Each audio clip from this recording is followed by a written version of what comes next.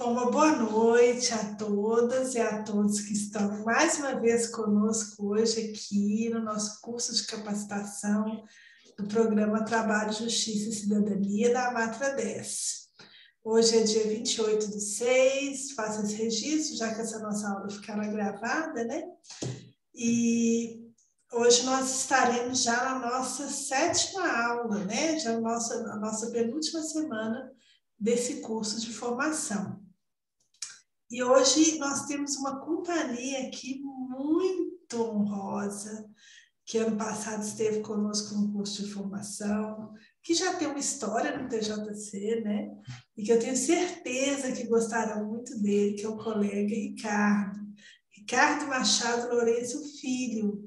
O Ricardo, ele é juiz do trabalho, ele é juiz auxiliar em Taguatinga, na 4ª Vara do Trabalho de Taguatinga. Ele é mestre e doutor em Direito pelo UNB. Ele é membro de grupos de pesquisa. Ricardo é desses juízes mais que estudiosos. Todo juiz é um pouco estudioso, claro, né? Mas Ricardo tem a veia acadêmica, é muito estudioso. E já foi coordenador do TJC também no passado, então, coitado, eu sempre o pego nisso, né? Porque ele tem esse carinho todo especial pelo TJC. E é uma pessoa que eu tenho certeza, quem assistiu a aula no passado vai lembrar, e quem não assistiu agora vai poder conhecê-lo. É muito bom professor, é muito didático, e vai estar conosco aqui falando de um tema um pouco diferente dos outros dias, porque nos outros dias a gente falou muito, por exemplo, sobre o trabalho da mulher, sobre o trabalho em plataformas, o trabalho infantil, o teletrabalho, enfim, são temas que a gente chama de direito material do trabalho. Só que tão importante quanto saber desses temas é saber o que fazer, como solucionar quando eu tenho um direito e esse meu direito não é respeitado, né? Quem eu aciono? Quais são as pessoas que podem ingressar com processo judicial? Como é que entra a Justiça do Trabalho nessa história? Então, é disso que hoje o nosso colega Ricardo vai falar. Então, Ricardo, eu agradeço demais, né, você ter aceito o nosso convite. Eu costumo falar para os outros professores, eu sei que isso vale muito com você, eu sei que a sua agenda é apertada, tem muitas responsabilidades. O Ricardo agora também, ele é diretor da nossa escola associativa, que é a nossa querida EMATRA, né? Então, que também tem a sua agenda. Então, a gente sabe que a vida anda muito corrida, então, mas eu sei que ele tirou essas horas e eu fico feliz porque eu sei que, mesmo estando apertado, ele aceitou esse nosso convite com carinho, porque ele gosta, a gente estava comentando mais cedo, ele gosta mesmo do programa TJC, né, Ricardo? Então, a palavra está com você, faça a dinâmica da forma como você quiser, tá, Ricardo? A gente tem uma previsão de término, normalmente de 20h45, a gente costuma dar um espaço para as perguntas, aí uns 15 minutos e tal, mas você fique à vontade, se quiser fazer de qualquer forma, você é o dono aqui da bola hoje, tá bom? Muito obrigada, Ricardo. E boa noite, Aldri. Boa noite, professores, professoras. Para mim é uma honra imensa estar aqui. Eu gosto muito do TJC. Eu acho que eu vejo o TJC como um programa de exercício de cidadania, de exercício de direitos. Então, se há hoje, no âmbito do Poder Judiciário e principalmente da Justiça do Trabalho, um programa voltado à concretização de direitos, no sentido de construção de uma cidadania ativa, e não apenas de uma cidadania que tem que aguardar uma eventual violação do seu direito para ir atrás, mas uma cidadania que já conhece os seus direitos. Esse programa é o TJC, com certeza. Sim. Então, e aí eu agradeço imensamente o convite da Aldri, agradeço muito as palavras gentis dela, peço que deem um desconto por conta da amizade que a gente tem, tá? E eu fico realmente muito honrado de poder estar aqui, ainda que virtualmente, e para que a gente possa conversar um pouco. A professora Aldaíris mencionou agora há pouco que, às vezes, no final da aula, ela se sente melhor do que quando começou a aula, aprende muito com os alunos. Eu também tenho essa sensação e eu sempre gosto de falar no TJC porque eu sempre saio renovado. Eu sempre saio com a percepção de que eu aprendi mais. E eu sempre aprendo com os professores e as professoras. Então, também por isso eu fico muito satisfeito de poder estar aqui.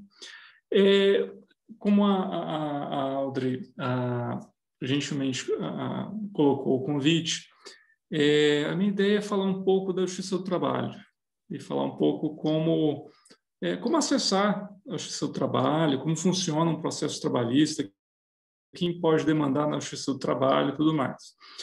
Eu tenho um roteirinho aqui para a gente conversar. Eu vou... Audrey, você conseguiria compartilhar comigo o host, só para eu poder colocar... Se der.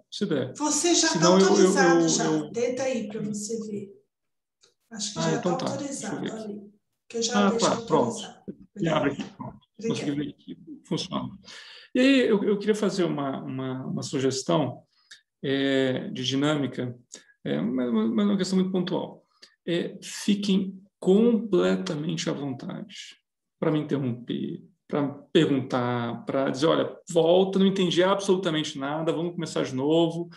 A ideia aqui é que a gente possa conversar da forma mais aberta, sem melindres. Eu acho que todo tipo de dúvida é bem-vindo. Então, acho que aqui é um espaço de diálogo. Então, acho que essa é a minha sugestão aqui para todos e todas. Então, vamos começar. A gente começa com um conceito básico, que é a ideia de acesso à justiça. O que é acesso à justiça? Ora, acesso à justiça é um direito fundamental. Eu acho que isso é uma primeira compreensão importante. Depois eu vou passar para a Audrey esse roteirinho para que vocês possam, os senhores e as senhoras possam ter aí para uma consulta, enfim. Então, o acesso à justiça é um direito fundamental previsto na Constituição, em especial no artigo 5º, 35 da Constituição. O acesso à justiça envolve o direito de submeter uma demanda, uma reivindicação, um direito ao Poder Judiciário. Então, é o direito de apresentar uma petição ao Poder Judiciário, afirmando que se tem um direito. Ou seja, é um direito a um direito. É um direito a demandar, procurar o Poder Judiciário para dizer, eu tenho um direito. E o acesso à justiça vai significar, então, esse direito de apresentar a petição no Poder Judiciário com a dedução de uma pretensão a um direito e vai incluir ainda o direito de ter essa pretensão apreciada, analisada pela autoridade que, pelo ordenamento jurídico, pela legislação brasileira, é a autoridade competente para apreciar essa demanda, para apreciar essa pretensão. O acesso à justiça vai alcançar também o direito de, eventualmente, recorrer diante da decisão que a pessoa que acessou o Poder Judiciário entenda que não foi a melhor decisão, ou foi uma decisão desfavorável. Então, o acesso à justiça ele vai incluir esse direito a demandar no Poder Judiciário e, eventualmente, o direito de recorrer no Poder Judiciário. Claro que esse direito fundamental de acessar a justiça vai envolver outras garantias, outros direitos, como, por exemplo, o direito ao contraditório, que é uma parte no processo, numa ação judicial, apresenta uma alegação, apresenta um pedido, a parte contrária tem direito de se manifestar quanto àquela alegação, quanto àquela pretensão. Da mesma forma, quando uma pessoa apresenta uma prova judicialmente, a outra parte, a parte oposta, tem direito a se manifestar quanto àquela prova. Tá? Mas todas essas outras garantias, elas têm como um pressuposto o acesso à justiça. Tá? Então, que é esse direito fundamental aqui. Muito bem. Para o Poder Judiciário, vai ter o papel de apreciar esse pedido que está sendo deduzido. Então, quando a parte diz, Estado, eu tenho um direito, esse meu direito ele foi violado, ou esse direito está correndo o risco de ser violado. Então, o Poder Judiciário tem que analisar essa demanda, essa alegação. E a gente tem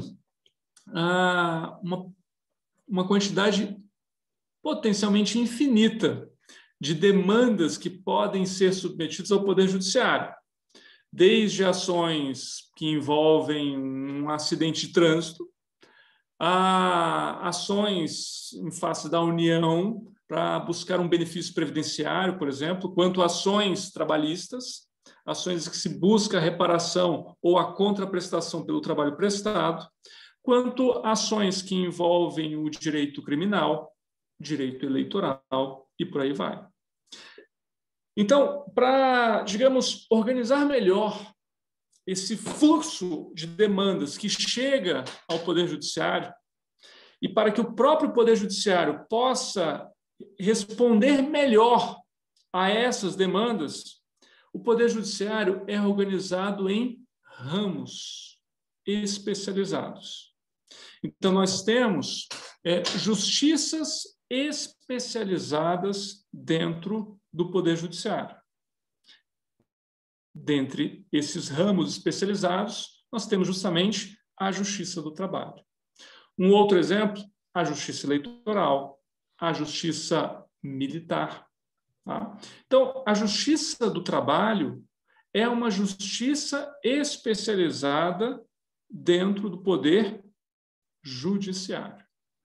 Há ainda uma divisão de acordo com o ente federado a que o Poder Judiciário está vinculado. Porque no nosso sistema federativo, no sistema federativo brasileiro, os estados podem também organizar o seu Poder Judiciário.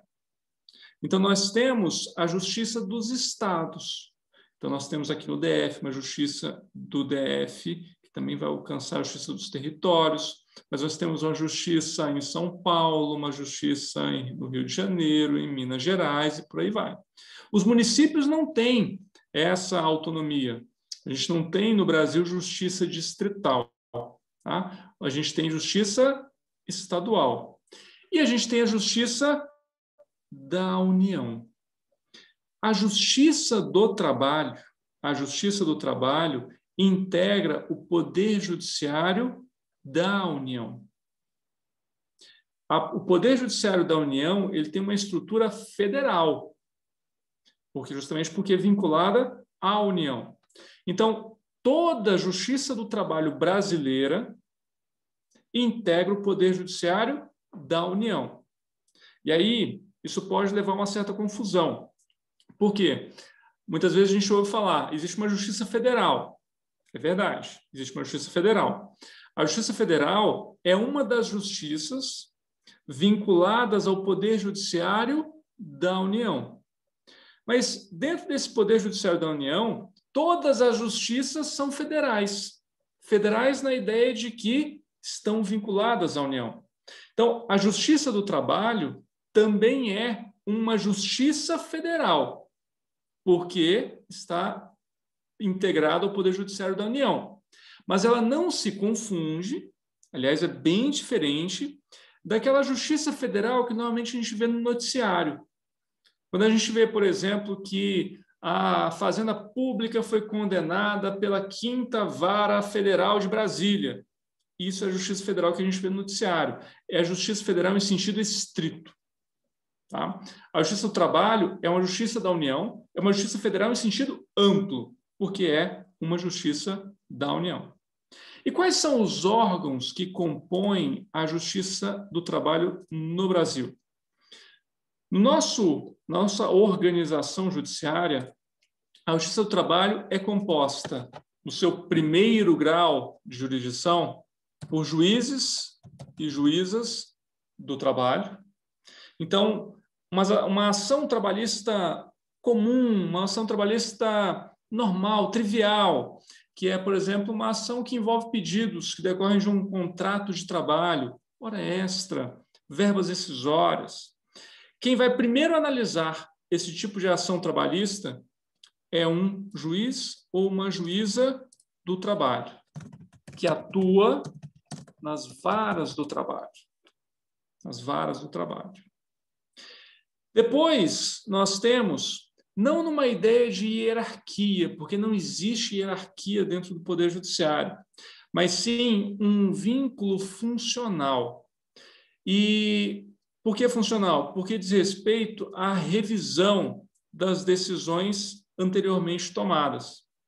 Depois dos juízes e juízas do trabalho, nós temos também, no Poder Judiciário Trabalhista, os tribunais regionais do trabalho. Os TRTs são os órgãos dentro da Justiça do Trabalho responsáveis por, digamos, revisar aquilo que foi decidido pelos juízes e pelas juízes. Então, quando eu disse agora há pouco que o acesso à justiça inclui o direito de recorrer de uma decisão desfavorável.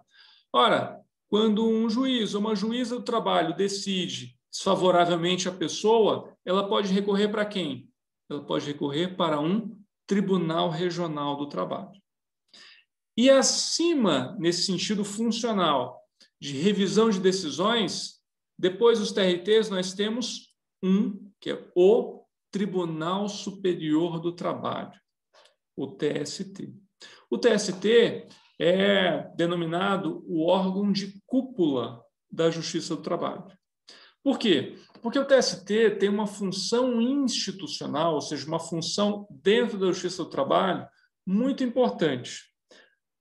E é fácil a gente perceber isso.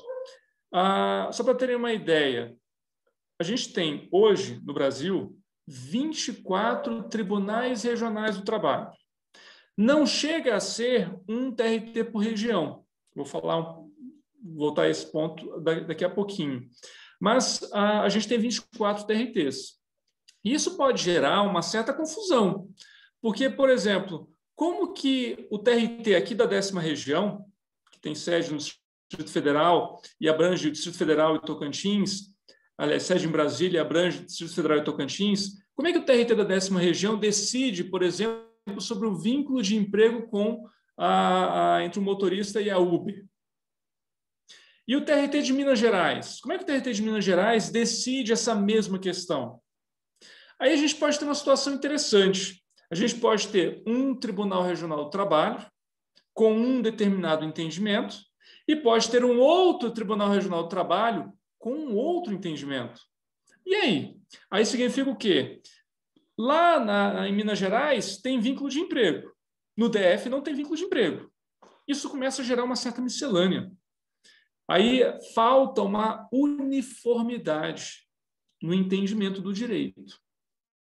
É para isso, é para garantir uma uniformidade na aplicação do direito que existe um Tribunal Superior, que é o TST. O papel do TST, o papel institucional, talvez o papel mais importante do TST, seja justamente o de conferir essa uniformidade à aplicação do direito. E claro que o direito adora uma ficção. sei se vocês... perdão.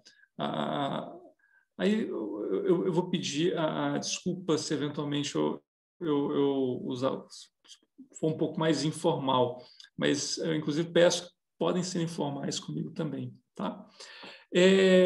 Mas o direito adora uma ficção. O direito é construído... quando o direito chega num problema que ele não consegue resolver, ele cria uma ficção.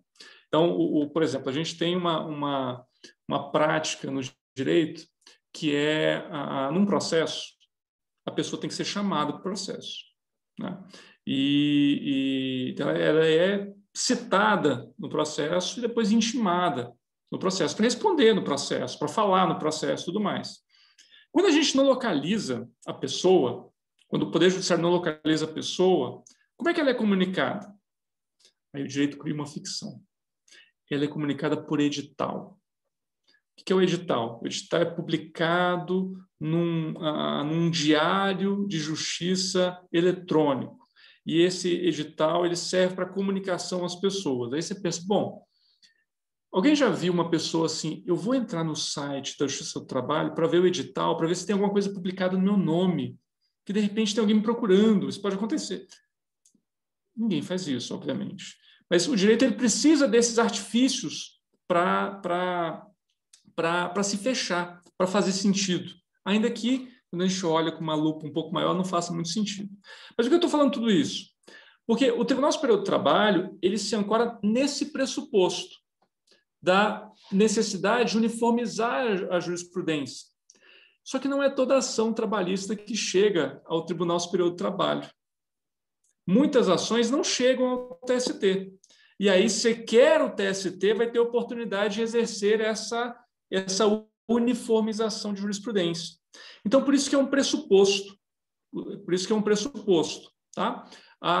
Qual é o pressuposto? O de que o papel do TST é isso. Mas é um papel que só vai ser disponibilizado, só vai ser exercido na prática se a ação for levada até o Tribunal Superior do Trabalho.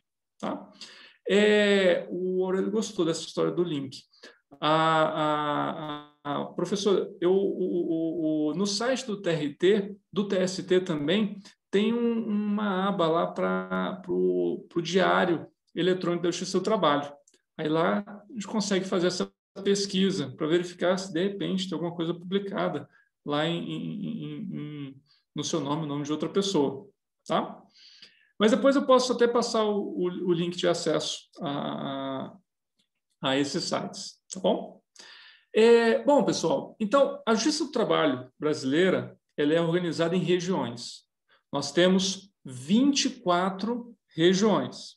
Como eu disse, não há uma organização por estado. O objetivo era até esse. O ideal era que cada estado tivesse uma Justiça do Trabalho, ou seja, uma Justiça do Trabalho federal, da União, mas que tivesse jurisdição naquele estado. Mas a gente não tem. A gente tem aqui o Tribunal da 10ª Região, que é o que tem sede em Brasília, nós estamos vinculados aqui ao TRT da 10ª Região, tem jurisdição, ou seja, a competência no Distrito Federal e no Tocantins. E a gente tem outros TRTs que abarcam mais de um estado. O TRT da 8ª Região alcança os estados Pará e Amapá. 11ª Região, Amazonas e Roraima. 14ª Região, Rondônia e Acre. São Paulo, por sua vez, que é um estado grande, bastante populoso, tem 2 TRTs. TRT da 2ª Região e da 15ª Região. Só uma nota histórica aqui muito rápido. Se, de algum modo, o direito do trabalho brasileiro está muito associado à Revolução de 1930 e ao governo Getúlio Vargas, e há, de certo modo, um pouco de exagero nessa leitura, porque vários direitos trabalhistas já vinham sendo reivindicados, protestados pelos trabalhadores e trabalhadoras do Brasil no período anterior ao governo Vargas. Então, os primeiros anos do século passado são marcados por uma efervescência nos grandes centros urbanos brasileiros, com inúmeras greves e mesmo algumas leis trabalhistas. Então, se por um lado o direito do trabalho brasileiro, a imagem é de um direito do trabalho muito vinculado ao governo Vargas, mas ele tem raízes anteriores. No caso dos órgãos trabalhistas, judicantes trabalhistas no Brasil, realmente eles surgiram como órgãos específicos para a análise de conflitos trabalhistas apenas na década de 30. Então, apenas em 1932 serão constituídas as juntas de conciliação e julgamento para a solução de demandas individuais, ou seja, ações entre empregado e empregador, tá? E foram formadas também as comissões mistas de conciliação, que eram órgãos voltados para conflitos coletivos, como greves ou negociações coletivas. E é interessante que esses órgãos trabalhistas surgem no Brasil vinculados ao Poder Executivo, vinculados ao Ministério do Trabalho.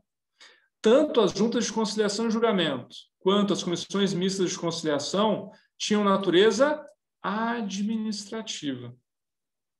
Isso tem um pouco até hoje. Quando a gente se familiariza um pouco com a nomenclatura do processo do trabalho, é uma nomenclatura muitas vezes diferente de um processo judicial comum.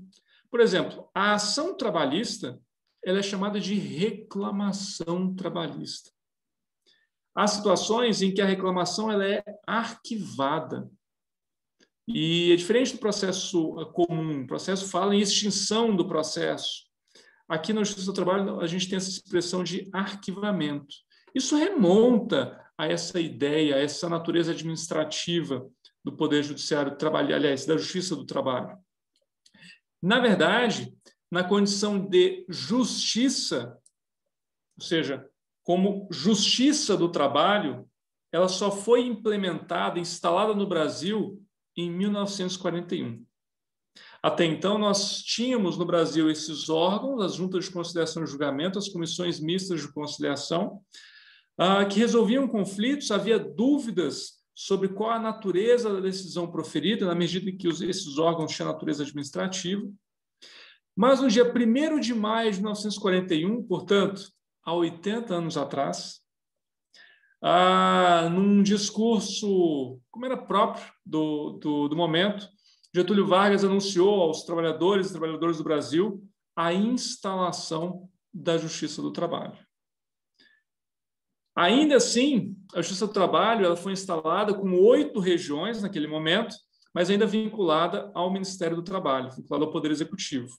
Foi só com a Constituição de 1946, portanto, após o primeiro governo Vargas, e após uma outra Constituição, em 1946, portanto, há 75 anos atrás, a Justiça do Trabalho passou a integrar o Poder Judiciário brasileiro. Então, saiu do Poder Executivo, veio para o Poder Judiciário e assim permanece até hoje, ainda bem. Aí eu queria falar muito rapidamente, porque isso surgiu muito, principalmente na época da reforma trabalhista, em 2017, em que se criticou bastante a Justiça do Trabalho. A Audrey também acompanhou muito bem esse processo, ela viu, acompanhou de perto quanto se falou mal da Justiça do Trabalho no Brasil, e se falou mal a partir de premissas absurdamente falsas. Uma delas é de que a Justiça do Trabalho seria uma jabuticaba, ou seja, só existiria no Brasil, o que é uma grande mentira, né?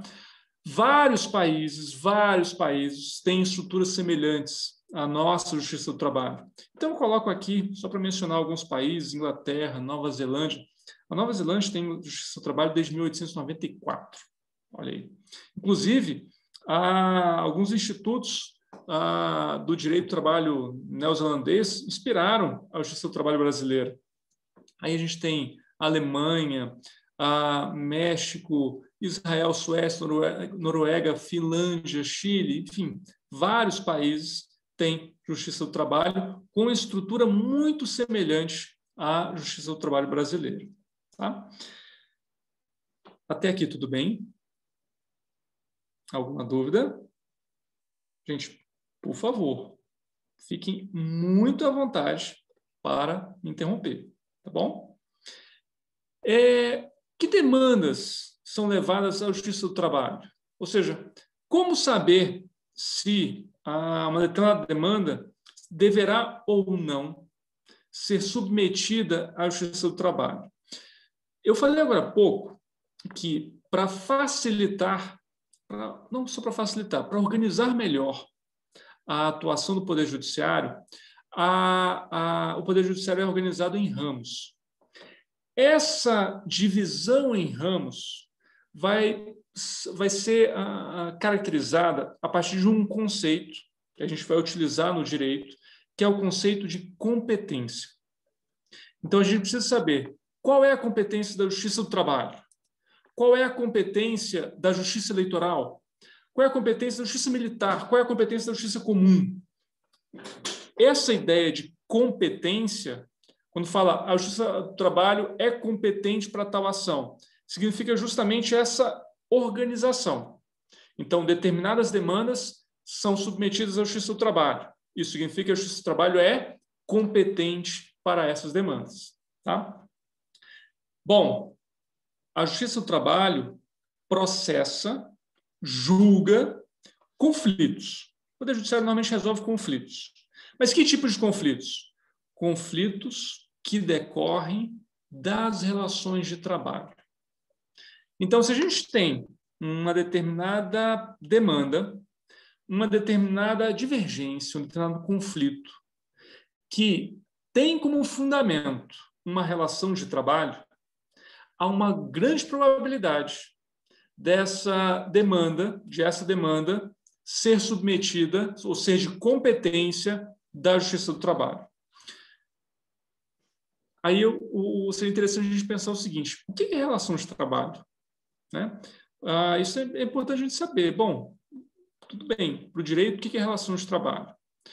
Ora, relação de trabalho é, virtualmente, qualquer relação jurídica que envolva prestação de trabalho por pessoa natural, por pessoa física. Ou seja, o que fica excluído aí? Relações comerciais entre empresas, por exemplo, porque a empresa é uma pessoa jurídica. Agora, quando quem trabalha é uma pessoa física, uma pessoa natural, a gente até poderia dizer um ser humano, ora, nesse caso, a gente tem uma relação de trabalho. Esse é um conceito bastante amplo, muito amplo. E os tribunais trabalhistas e o STF também vão se incumbir, têm se incumbido, de fazer determinadas especificações dentro desse conceito de relação de trabalho.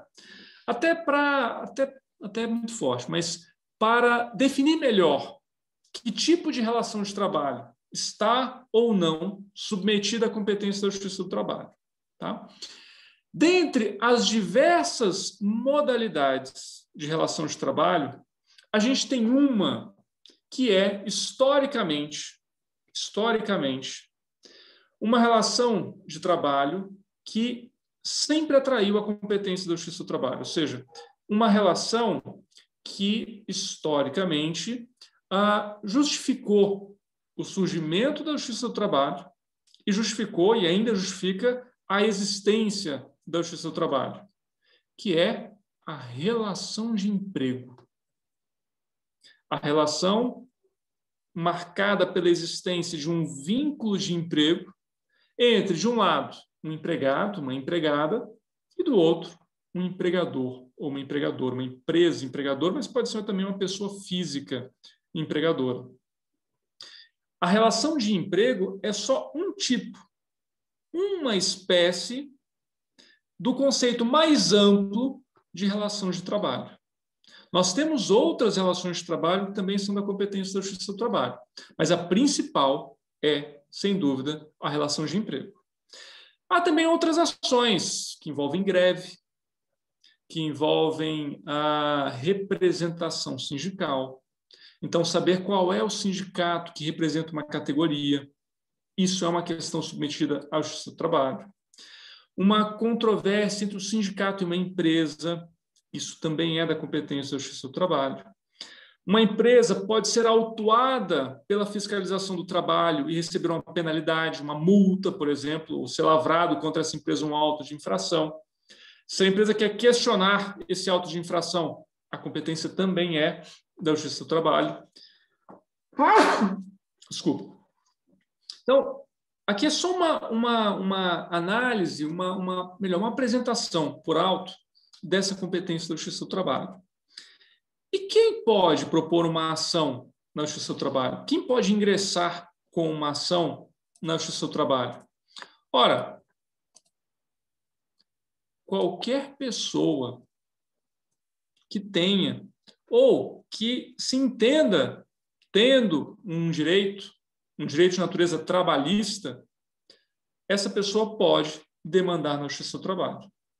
Então, se a pessoa entende, se a pessoa se afirma titular, afirma que detém um direito de natureza trabalhista, ou seja, um direito que decorre de uma relação de trabalho, então essa pessoa pode ajuizar uma ação trabalhista. O que pode variar em determinados casos é se a pessoa poderá propor a ação sozinha ou se ela precisará ser representada ou assistida.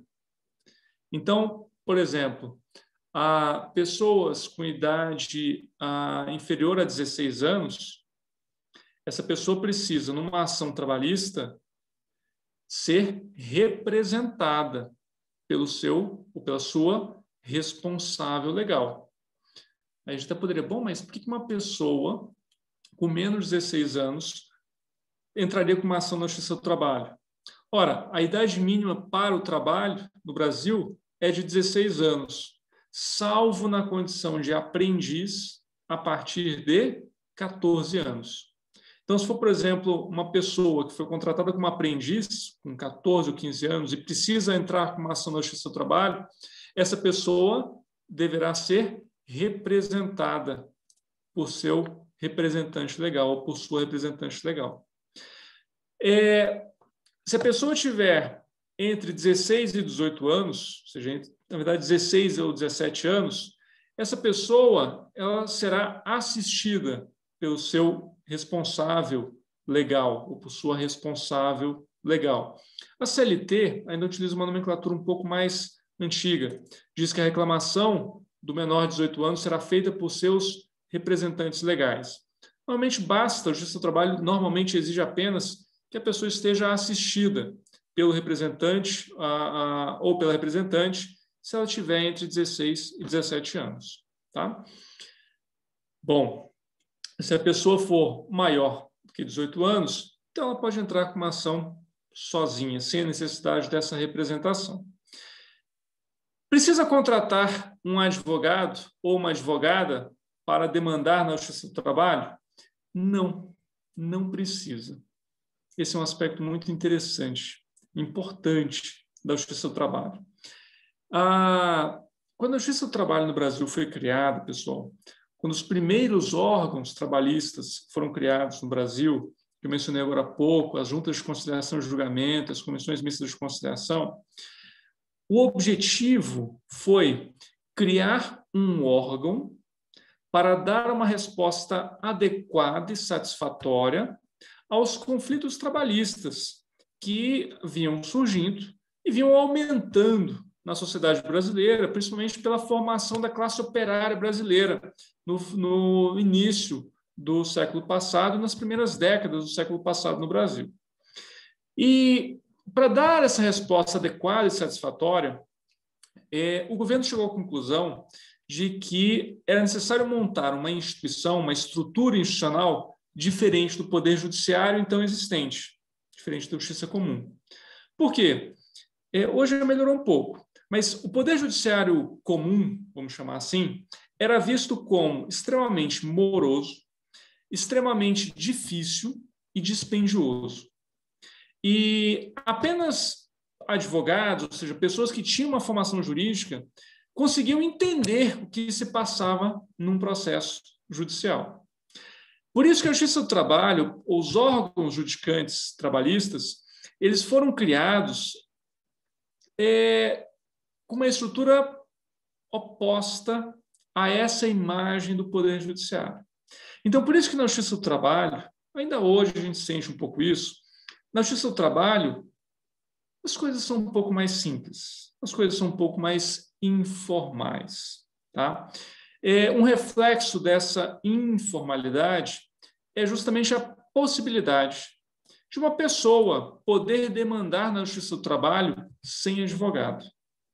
O advogado, a advogada, exerce no processo o que a gente chama em direito de capacidade postulatória. O que é isso? É a capacidade, a prerrogativa, a aptidão, melhor dizendo, é a aptidão para demandar, é a aptidão para postular junto ao Poder Judiciário. Essa é uma prerrogativa normalmente exclusiva de quem tem a registro na OAB, ou seja, quem é advogado ou advogada. Tá? Agora, no processo do trabalho, as partes no processo, ou seja, as pessoas que demandam ou são demandadas na Justiça do Trabalho, podem exercer pessoalmente essa capacidade postulatória.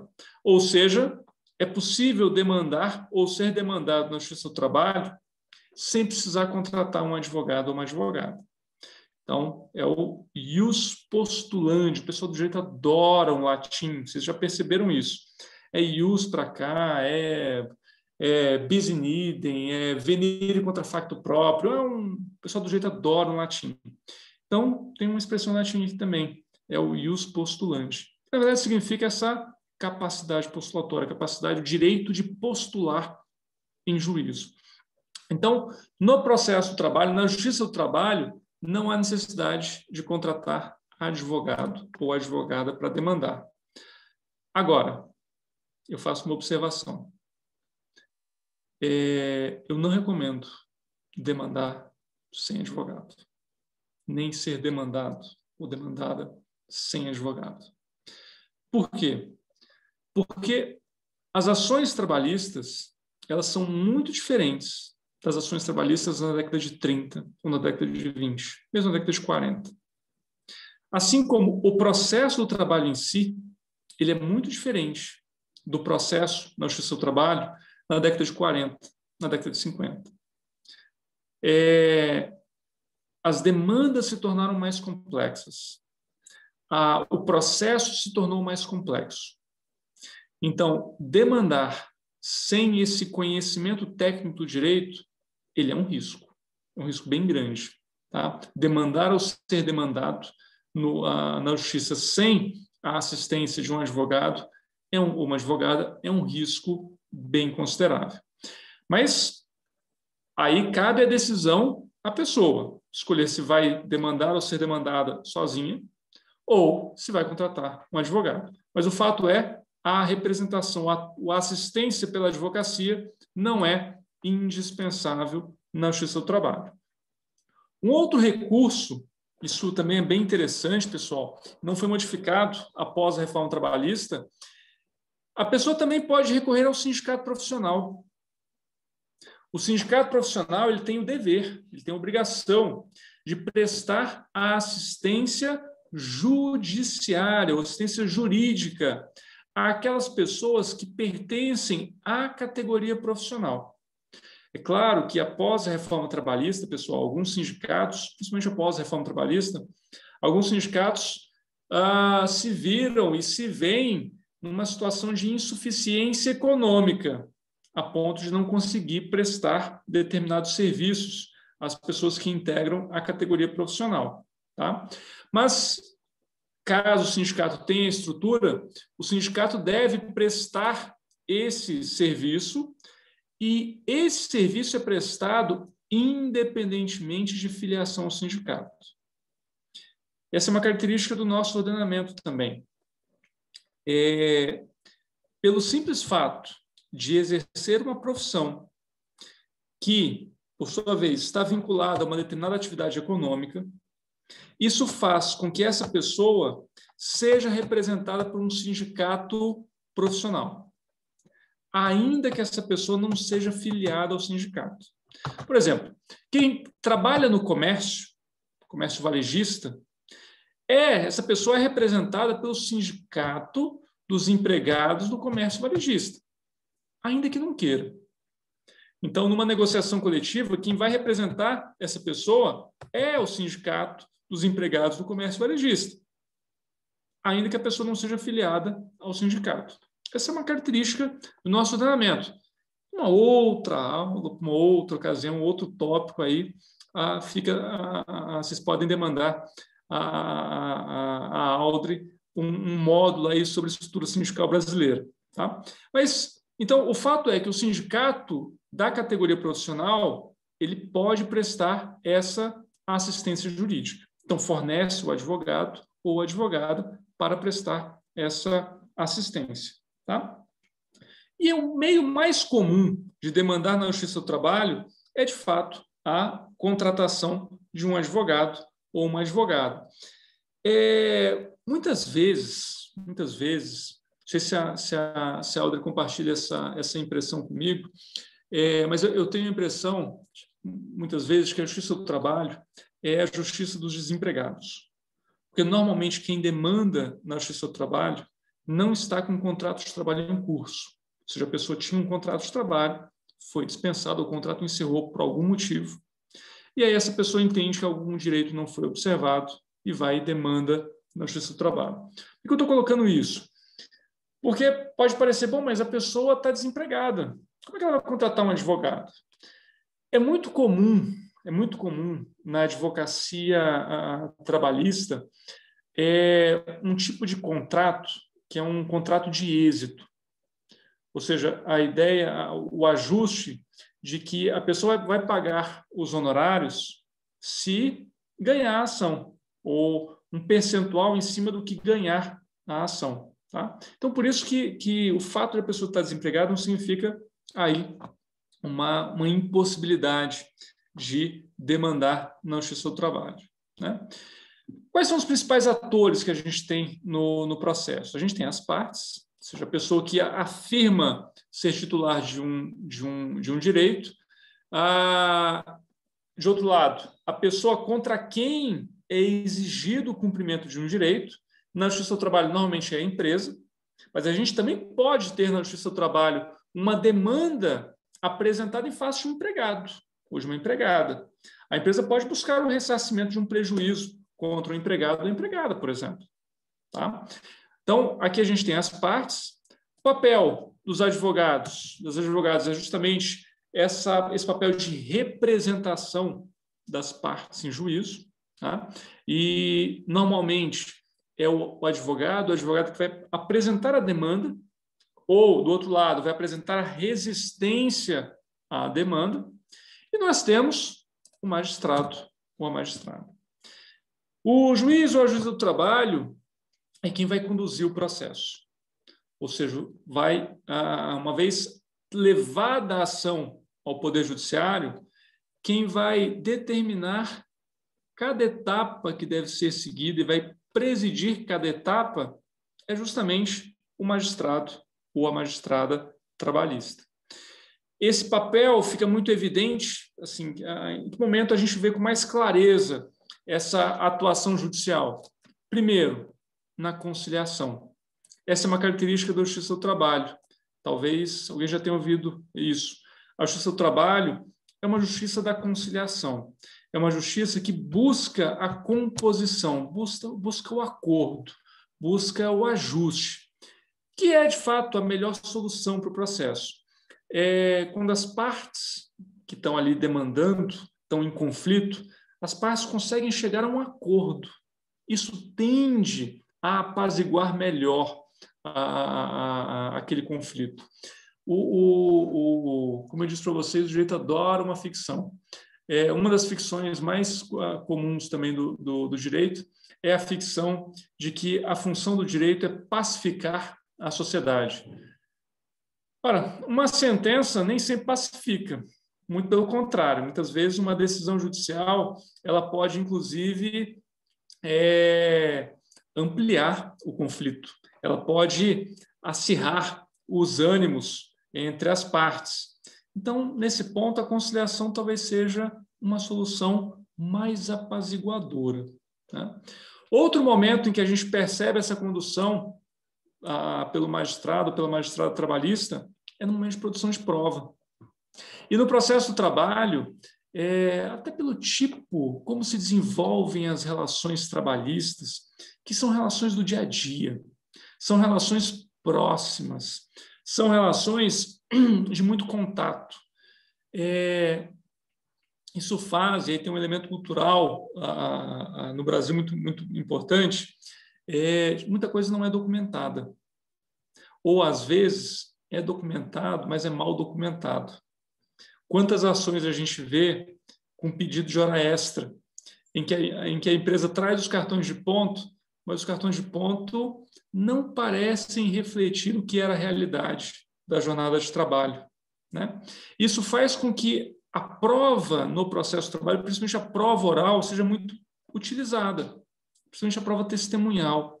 Então, às vezes, a trabalhadora traz lá um outro colega de trabalho, muitas vezes também desempregado, para contar como é que era a jornada de trabalho e contar como é que era a marcação dos cartões de ponto.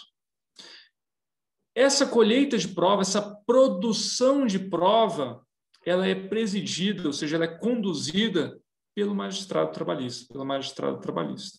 Outro momento que a gente percebe também essa presença do Poder Judiciário. E, por fim, na decisão. Tá?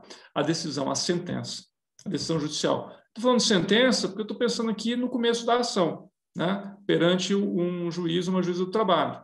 Mas pode ser do TRT, pode ser um acórdão, pode ser do TST, que também é uma decisão chamada acórdão, né?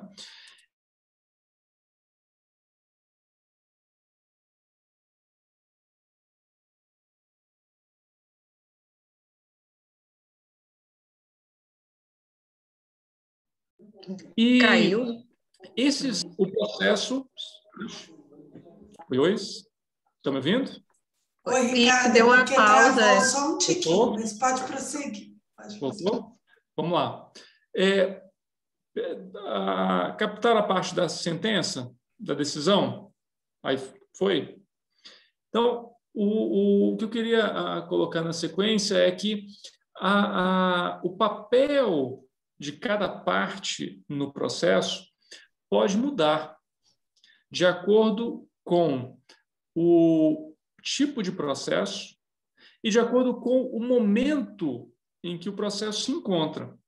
Então, na vara do trabalho, o que é exigido das partes é uma coisa. Perante o Tribunal Regional do Trabalho, o que é exigido das partes é outra coisa, é outro tipo de atuação. Tá?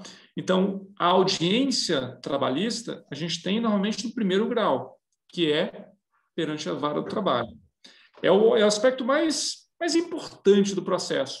E algo de teatral também. É o momento em que as partes comparecem perante o juiz ou a juíza. É o momento em que as partes trazem as suas demais provas que não sejam os documentos. É o momento em que, muitas vezes, o juiz ou a juíza vai ouvir as partes, né? Vai propor a conciliação, vai tentar o acordo entre as partes, vai conduzir a produção da prova, né? E até mesmo decidir em certos casos. Eu coloquei aqui um trechinho, eu retirei, eu vou deixar para vocês, isso está no site do próprio TRT, explicando muito rapidamente o que acontece no processo, que eu já falei aqui por alto. Então, a gente tem a reclamação trabalhista, que tramita numa vara do trabalho, em que um juiz ou uma juíza vai proferir uma decisão sobre aquela demanda, sobre aquela pretensão que foi deduzida, foi apresentada no Poder Judiciário. Dessa sentença, a parte que não está satisfeita pode recorrer para o TRT, para o Tribunal Regional do Trabalho da 2ª Região.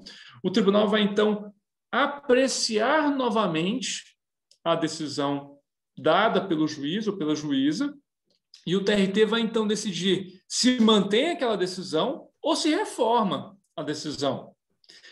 E depois, a parte que se entende prejudicada, ela também pode recorrer da decisão do TRT. Se a parte que o TRT, não decidiu bem, a parte pode recorrer para o Tribunal Superior do Trabalho. E o TST vai analisar, com alguns limites, vai analisar aquilo que foi apreciado pelo TRT. E aqui não está esclarecido, mas da decisão do TST, em determinadas matérias, ou seja, aqueles temas do direito que estão previstos na Constituição, a parte pode, inclusive, recorrer para o Supremo Tribunal Federal, caso entenda que a decisão não está bem até aquele momento.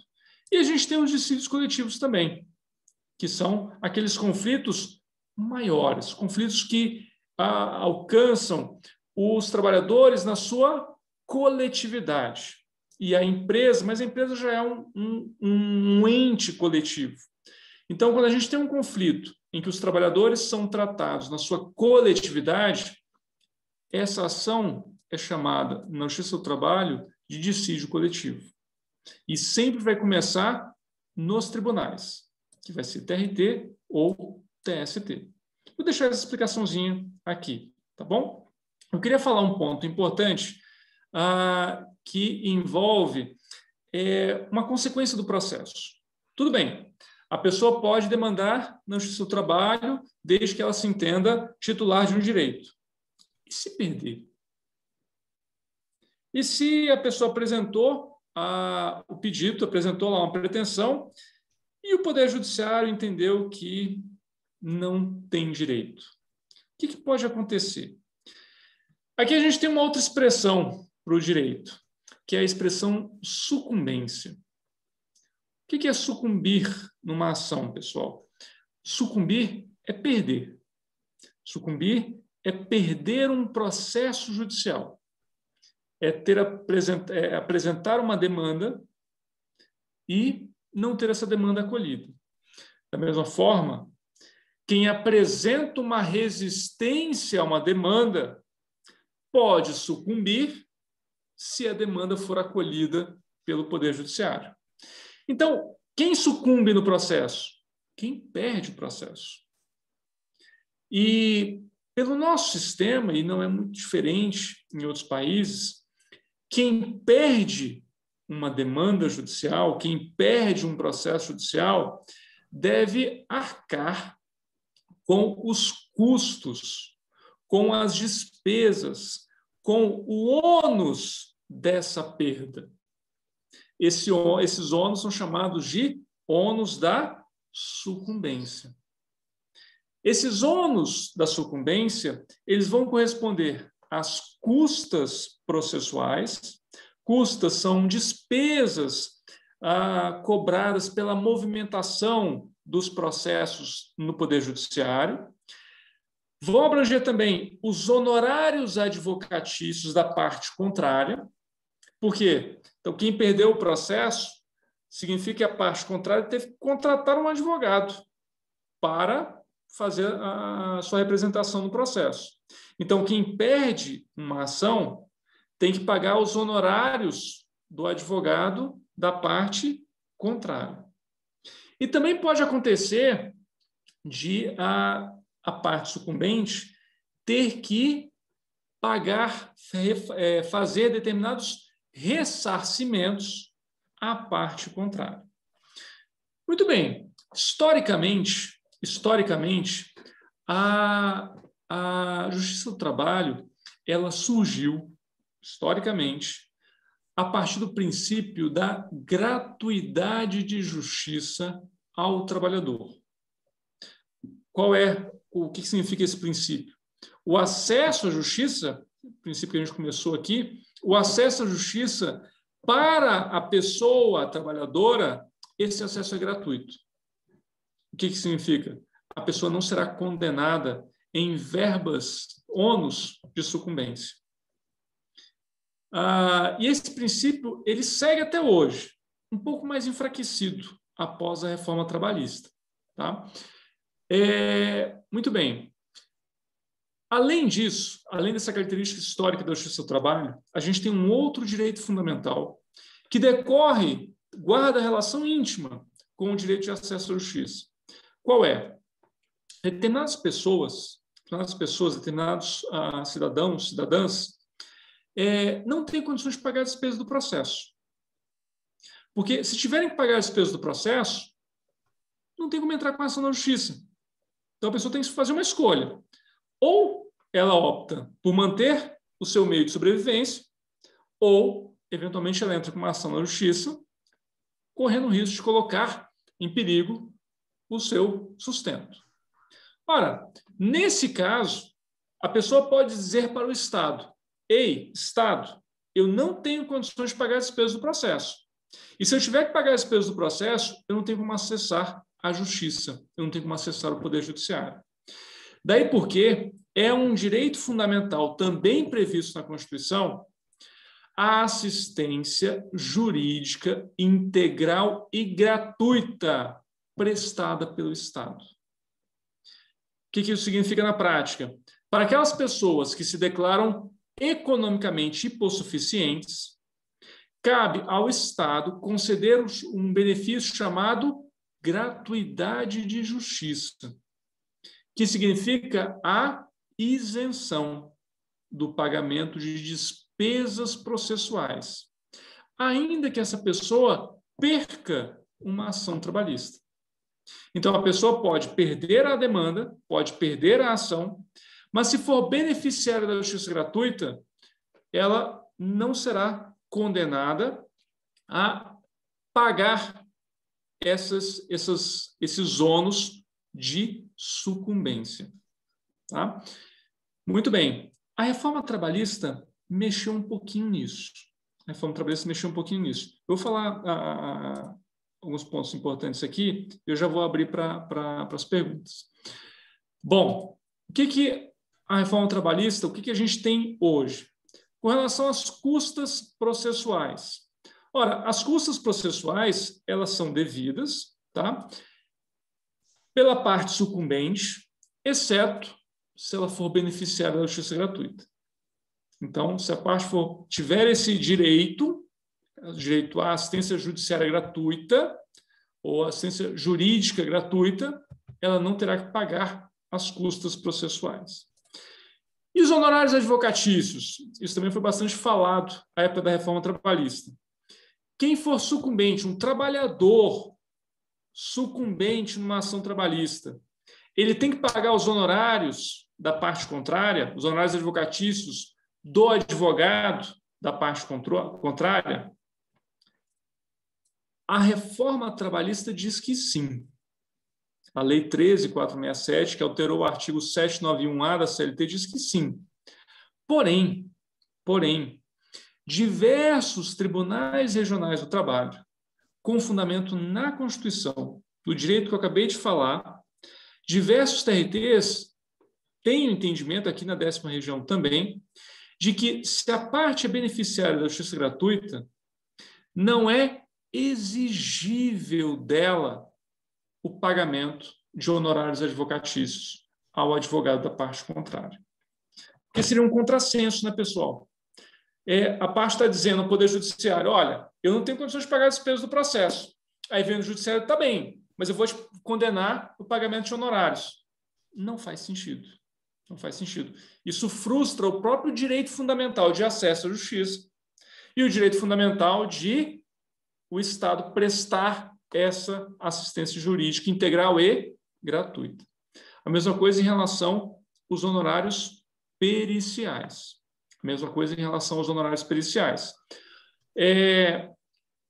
Quem perde uma demanda na Justiça do Trabalho, e se essa demanda exigiu uma prova pericial, ora, então essa pessoa tem que pagar os honorários do perito, exceto se ela for beneficiária da justiça gratuita. Aqui também os tribunais, a despeito do que a reforma trabalhista trouxe, os tribunais regionais de trabalho, na sua maioria, esmagadora maioria, têm entendido que se a parte for beneficiária da justiça gratuita, ela estará isenta do dever de pagar esses honorários periciais. Tudo bem? Bom, o processo vai até o último recurso. Então, quando as partes pararam de recorrer, isso opera no processo, isso gera no processo uma consequência que a gente chama de trânsito em julgado. O que é essa expressão, trânsito em julgado? Significa que aquela decisão ela não comporta mais impugnação. Aquela decisão se tornou, digamos, imutável. Né? E quando essa decisão chega nesse ponto, normalmente uma condenação chega nesse ponto, significa que é o momento de exigir o cumprimento daquilo que foi reconhecido na sentença. E aí a gente passa por uma outra etapa, que é a etapa de execução, que na verdade é chamada de etapa de cumprimento de sentença. Aí eu coloquei no esqueminha 4 etapas, 4 fases em que esse cumprimento de sentença se desdobra. Mas é basicamente o seguinte: a pessoa contra quem foi proferida uma decisão judicial, ela vai ser citada para pagar. Se ela não pagar, ela vai ter os seus bens expropriados pelo Poder Judiciário. Então, o Poder Judiciário vai utilizar determinados recursos, muitas vezes recursos tecnológicos, para ir ao patrimônio dessa pessoa para satisfazer aquela obrigação. Obtido o recurso suficiente, o Poder Judiciário vai, então, pagar a pessoa que teve o seu direito reconhecido judicialmente. Com esse pagamento, encerra o processo judicial. Basicamente, claro, muita coisa pode acontecer, mas aqui é só uma explicação breve sobre o que acontece. Tudo bem? Vamos às perguntas, dúvidas. Eu sei que eu tive que acelerar um pouquinho, porque acaba não dá tempo de falar assim tudo com detalhe do processo. Mas eu fico à disposição para as perguntas. Eu vi que a professora Aldaíris já observou aqui o fato de o magistrado ou a magistrada primeiro procurar conciliação entre as partes bastante razoável e justo. Com certeza, faz todo sentido. E, normalmente, é a melhor solução para o processo. A pergunta do professor Raoni: como se calculam as custas processuais? Ótimo. Deixa eu vou responder a pergunta do professor Raoni, eu já abro de novo para novas perguntas. No processo do trabalho, as custas elas são fixadas na sentença. Então, a gente não tem no processo na Justiça do Trabalho custas que devem ser apresentadas no momento de ajuizar a ação. Isso não tem na Justiça do Trabalho. Quando a sentença é proferida, a sentença diz: tem que pagar as custas no valor de tanto, e a responsabilidade é do reclamante ou do reclamado. Tá? Qual é o cálculo? Como é que se calcula as custas? Duas possibilidades. As custas elas serão calculadas sobre o valor da condenação. Tá? Quando houver condenação em pecúnia, então, quando a sentença disser: condeno a empresa a pagar horas extras, verbas decisórias, tem uma condenação em pecúnia. Então, as custas serão calculadas sobre o valor da condenação. 2% sobre o valor da condenação. Nos demais casos em que o pedido foi julgado improcedente, a sentença acolheu o pedido, mas apenas declarou o vínculo de emprego, sem nenhuma obrigação de pagar. Aí, nesses casos, as custas serão calculadas também 2% sobre o valor da causa. Ponto. Basicamente, é isso. Pode ter alguma variação se o valor da condenação mudar em sede de recurso, mas é basicamente isso. Tudo bem? Professor Raoni, ficou claro? Ricardo, tem mais uma pergunta aqui, ó, do Paulo. Por que numa conciliação a parte ré deixa de pagar o restante do acordo e a justiça pede novamente para entrar com uma nova ação? Isso não fica meio contraditório? Interessante. Interessante a pergunta do professor Paulo. Na verdade, professor Paulo, acontece o seguinte.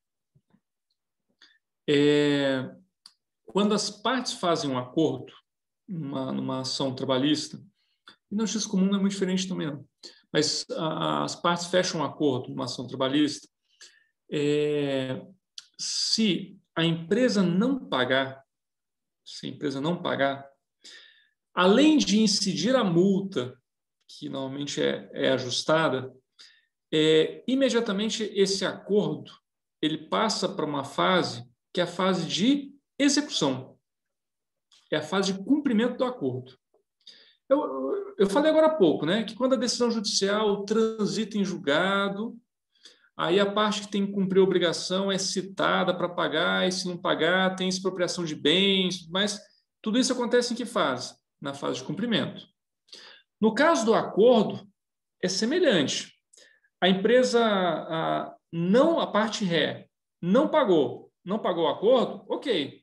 Imediatamente, apura-se o valor devido e a gente passa para a fase de execução, que é a fase de cumprimento do acordo. É o que a gente chama de executar o acordo. E aí, normalmente, não precisa propor outra ação, não. É só buscar o cumprimento do acordo mesmo.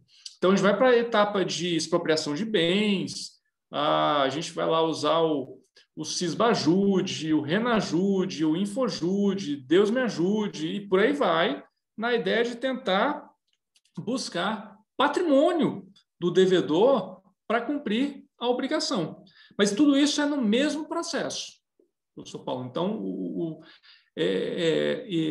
digamos, quando se faz o acordo, a gente queima algumas etapas para ficar ali à beira do momento de cumprimento da sentença, cumprimento do acordo aqui. Tudo bem? Ele colocou, só que a justiça diz que não encontra mais o réu. Esse é um problema. Esse realmente é um problema, né, Alder, que a gente vê aí nas diversas ações trabalhistas, infelizmente, com o que a gente chama de execuções frustradas. Aqueles casos em que realmente o Poder Judiciário faz de tudo, mas não consegue localizar nem bens, nem a parte reclamada. Isso realmente, infelizmente, acontece. Aqui em Brasília, a gente tem vários casos de empresas que quebraram, de empresas prestadoras de serviços que sumiram da noite para o dia. Então, isso realmente, infelizmente, acontece. Só que não precisa de uma nova ação. Então, na mesma ação, a Justiça do Trabalho pode ir atrás de bens do devedor para tentar o cumprimento. Tá? Ricardo, eu queria fazer uma pergunta para você, em nome de uma pergunta que eu acho que pode ter passado na cabeça deles, porque numa outra aula isso surgiu, e é uma pergunta que eu acho que pode acontecer muito no dia a dia com a questão dos alunos, sabe? Teve uma aula aqui que a gente discutiu um pouco sobre a questão dos limites da vontade individual no direito do trabalho. Foi uma aula sobre princípios, sabe? E eu percebi que para muitos professores a questão da vontade individual era muito relevante, entendeu? E a gente vê, às vezes, que em processo judicial acontece de a empresa vir e apresentar uma declaração, ou então as pessoas falam, né? Às vezes nem tanto no processo, mas fala assim, assina essa declaração aqui, fala que você não vai entrar na justiça, que você renuncia ao direito de entrar na justiça, e quando a gente vai fazer os tira-dúvidas, né? Você que já fez vários, isso aparece, né? Mas ele falou que eu tinha que assinar essa declaração aqui, senão ele não ia me pagar. E aí eu queria que você falasse um pouco, assim, o quanto que isso afeta ou não o direito de acesso à justiça, né? E o direito material também da pessoa, né? Legal. Esse realmente é um problema que a gente vê muito nas ações, né? as declarações de vontade, algumas parecem mais espontâneas, outras nem tanto, né? Então, a gente realmente vê essa situação. O direito do trabalho, primeiro, o direito material do trabalho, né? O direito material do trabalho, ele é estruturado a partir de um princípio que esse princípio é muito importante para o direito do trabalho fazer sentido. Se a gente afastar esse princípio, o direito do trabalho perde a razão de ser. Esse princípio é o da indisponibilidade dos direitos trabalhistas. Esse princípio está associado com o princípio da imperatividade das normas trabalhistas. O que isso significa? Primeiro, as normas trabalhistas, a legislação trabalhista, ela é obrigatória. Então, não é uma faculdade de empregado e empregador cumprir ou não a legislação. E, justamente por isso, não cabe aqui às partes, num contrato de trabalho, ajustarem se vão ou não cumprir a legislação. Isso não é válido. Isso não é válido para o direito. E aí, o princípio da indisponibilidade, ele vai dizer para a gente justamente que mesmo aqueles acordos de vontade, mesmo aquelas manifestações de vontade bilaterais, em que o empregado ou a empregada diz que concorda com determinada retirada de direito, ou concorda com a redução de um direito, concorda com uma redução de salário, enfim, essa declaração de vontade, mesmo quando ela venha a ser bilateral, ela não é válida, mas ela é nula de pleno direito. Toda declaração de vontade que tiver por objetivo afastar a aplicação da legislação trabalhista, essa declaração é nula de pleno direito. Está previsto na CLT. E por que eu disse que isso é estruturante para o direito do trabalho? Ora, porque se o direito do trabalho se tornar facultativo, ou seja, dispositivo, ele perde a razão de ser. Se o direito do trabalho passar a depender de uma manifestação do tipo se o empregado concorda ou não com a submissão ou com a aplicação da legislação trabalhista, acabou o direito do trabalho. Então, por isso, e não é assim só aqui no Brasil. Em outros países, assim, o direito do trabalho como um todo, em outros países também, só faz sentido, ele só tem a sua razão de ser partindo desse pressuposto. E isso tem um peso muito importante no processo do trabalho.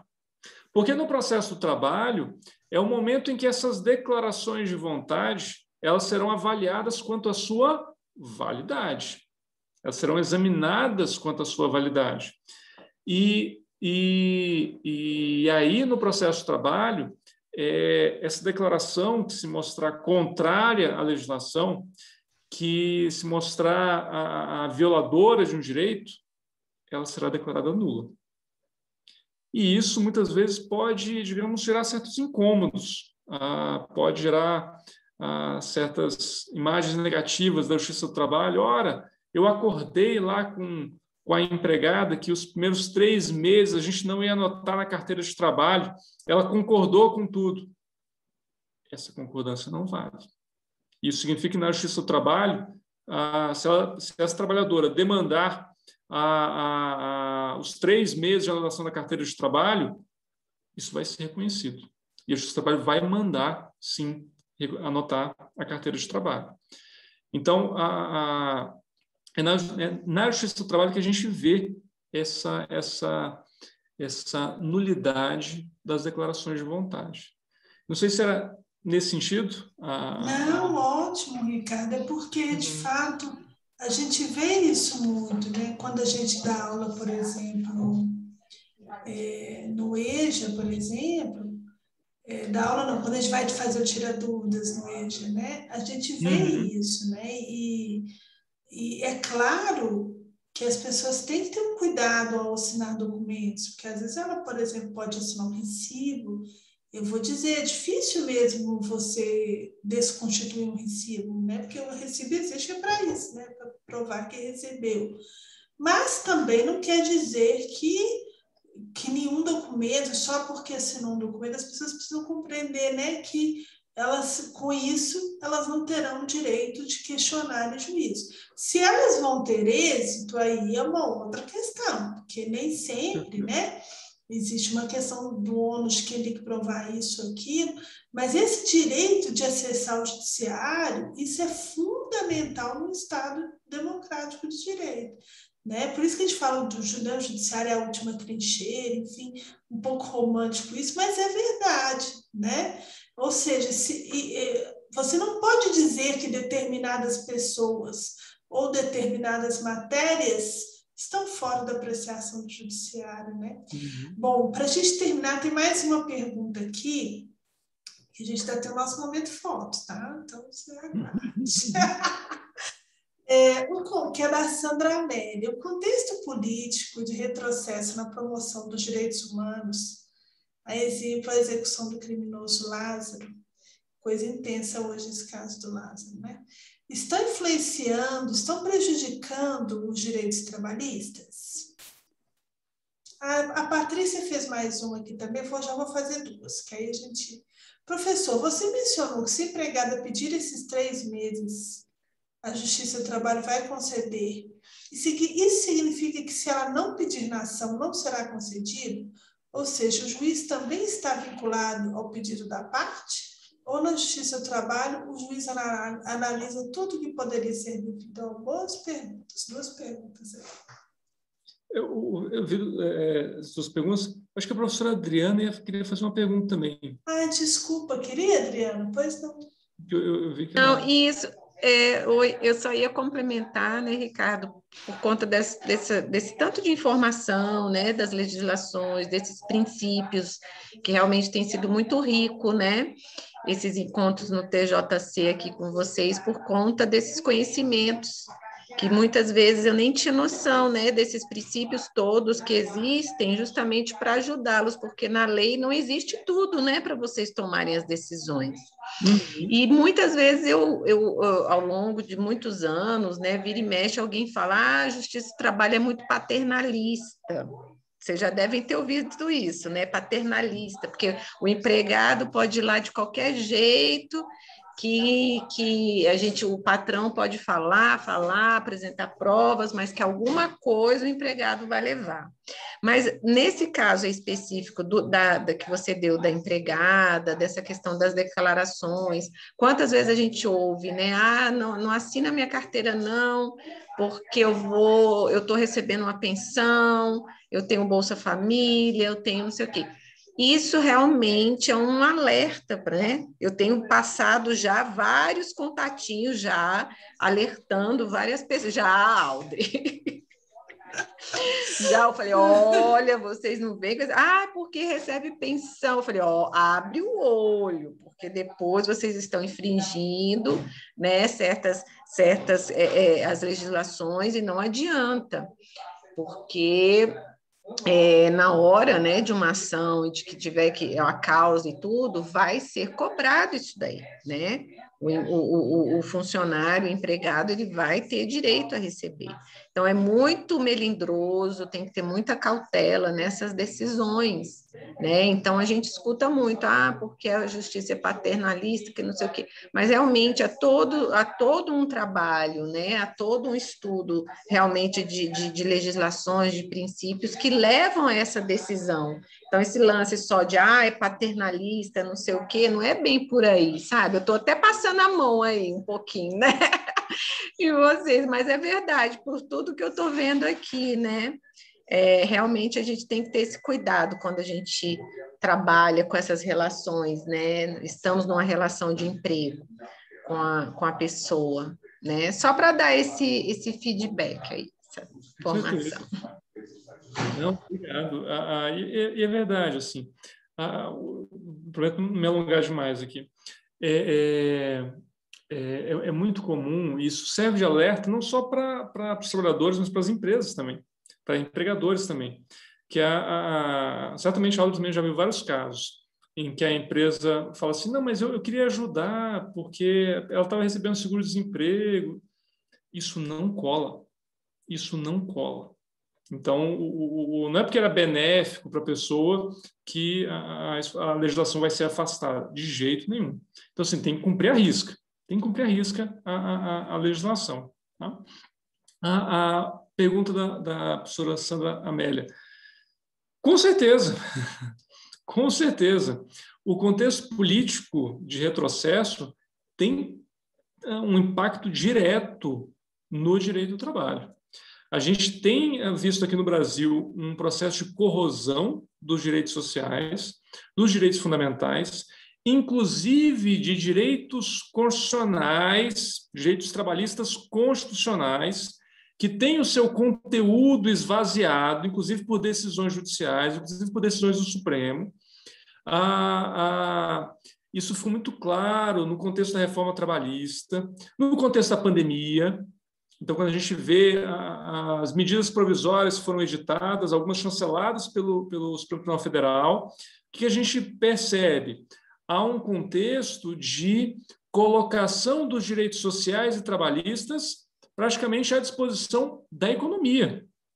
Então, é aquilo que atende a economia, aquilo que atende o mercado, é o que vai ditar se os direitos sociais serão ou não garantidos. Então, concordo plenamente aí com a pergunta, mas já concordando com o que a pergunta pressupõe. Então, estamos totalmente de acordo. E a pergunta da professora Patrícia é isso mesmo, professora Patrícia. E até por isso, olha, a Justiça do Trabalho não é paternalista. O Poder Judiciário trabalhista, ele, na sua decisão, ele se baliza por aquilo que for demandado. Então, nesse exemplo da trabalhadora, que ela mesma concordou com ficar 3 meses sem anotação na carteira, e se ela não pedisse em juízo, a Justiça do Trabalho não vai condenar a empresa em anotar. Realmente depende dessa demanda. Aqui a gente tem a ideia de que o Poder Judiciário ele não age de ofício, ou seja, ele não age sem ser provocado. Ele precisa ser provocado. E, de certo modo, ele age no limite da provocação. Ou seja, ele age de acordo com o que foi pedido. Então, é o pedido que vai servir de parâmetro para a ação da Justiça do Trabalho. Aqui também. Aqui também. Tudo bem? Muito obrigada, Ricardo. Olha, antes da gente se despedir, eu gostaria de pedir a todos os professores, todas as professoras, para abrirem suas câmeras, para a gente tirar uma foto bem bonita. Não estou aqui com a logo da professora Aldaíris, mas... Né? Pois é. Não é? Paulo, lá, Paulo, Denise, super poderosa. Não é? Sandra, quem puder, Marlísia, Sanderson, boa noite a todos que estão abrindo mais uma vez. Ei, Suzana, legal, né? Muito legal. Muito então, bacana. vou contar até vou então com Patrícia, perguntou agorinha. Vou contar até 3 e a gente faz aquela foto para a gente ficar bem gato, tá bom? A última aula, não sei por que não deu certo, eu errei na hora de tirar foto. O divino, mas hoje vai dar certinho, tenho certeza. Então, vamos lá. 1, 2, deixa eu só mudar aqui. Certinho. 1, 2, 3. Deixa eu até confirmar, hein? Porque eu não posso perder essa foto. É importante. Deu certo. Já saiu aqui, já vi direitinho. Bom, Ricardo, eu gostaria de agradecer a você pela aula de hoje. Essa aula, vocês viram que é professor e conhece professor, né? O Ricardo é professor. Então, o professor tem toda essa didática, essa calma, esse jeito de apresentar esses assuntos espinhosos, né? De uma forma tão agradável e, ao mesmo tempo, tão assim clara mesmo, né? E é bom que essa aula fica gravada, porque esse assunto tem muitos elementos históricos e muitas funções e tudo, então ela vai ficar gravada, né, no nosso canal, mais tarde a gente coloca lá. Eu tenho certeza que com isso ela poderá ser consultada. Esse assunto também, nós vamos falar na segunda-feira, ele também entra na cartilha, né, do TJC, tem uns tópicos lá na cartilha que ele entra, então, para ajudar, né, a repassar para os alunos. Então, Ricardo, muito obrigada por ter estado conosco hoje. Você, como sempre, é muito gentil, muito educado, um gentleman, né, e mais uma vez demonstrou isso aqui na aula de hoje. Muito obrigada mesmo, viu? Mas eu que agradeço mais uma vez, Audrey, pelo convite, pela confiança. Eu renovo aqui, é um prazer imenso poder conversar. Pena que o tempo realmente vai muito rápido, senão nossa, podia conversar sobre tanto mais de coisas aqui. Que é bom, fica com um gostinho de quero mais. Mas agradeço a todos e todas pela atenção, pela participação. Foi um prazer imenso, uma honra imensa para mim estar aqui hoje. Muito obrigada. E eu desejo a todas as professoras, todos os professores, uma boa noite. Amanhã, Ricardo, sou eu. Olha a responsa, hein, que eu tô. Que amanhã eu que vou dar uma aula aqui. Então, você me antecedeu, vou ter que subir o nível, mas vai dar certo. Então, a gente se vê amanhã. Um bom descanso. Muito obrigada. Um bom descanso para todos e para todos. Boa noite. Um abraço, gente.